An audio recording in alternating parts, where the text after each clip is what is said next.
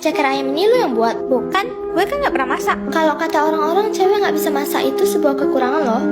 Ceker ayam ini enak gak? Dagingnya lembut dan gak bertulang, gemuk dan montok. Luarnya renyah, puas dalam satu gigitan. Enak banget, enak banget.